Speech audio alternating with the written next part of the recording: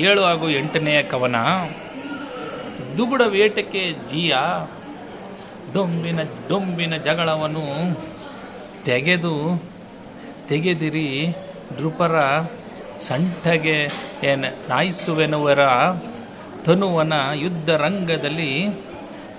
ಯುದ್ಧರಂಗದಲ್ಲಿ ದಿಗು ಬಲಿಯ ಕೊಡಿಸುವೆನು. ಸಾಕಿನ್ನು ನಿಮಗೆ ಈ ಚಿಂತಾಂಗನೆಯನ್ನು ಅಗಲಿಸಿದರು ಕುರುರಾಯ ಚಿತ್ತೈಸೆಂದನ ಕರ್ಣ.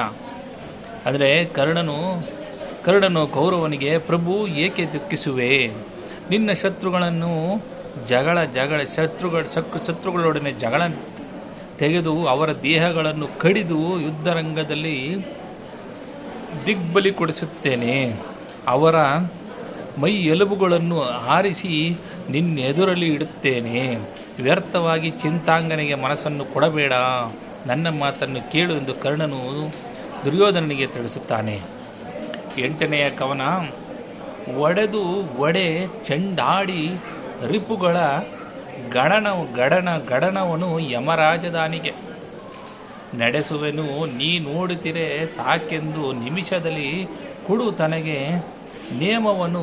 ದುಗುಡವ ಬಿಡು ಮನಸ್ಸಿನ ಕುಂದನು ಹಿಡಿಯದಿರು ಕುರುರಾಯ ಚಿತ್ತೈಸೆಂದನ ಕರ್ಣ.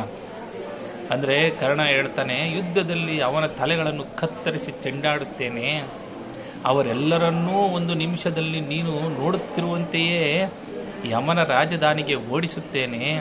ಇನ್ನು ದುಃಖಿಸಬೇಡ, ಮನಸ್ಸಿನಲ್ಲಿ ಯಾವ ಸಂಶಯವನ್ನೂ ಹಿಡಿಯಬೇಡ, ನನಗೆ ಅಪ್ಪಣೆಯನ್ನು ಕೊಡು ಎಂದು ಕರ್ಣನು ದುರ್ಯೋಧನಿಗೆ ತಿಳಿಸುತ್ತಾನೆ. ಧನ್ಯವಾದಗಳು.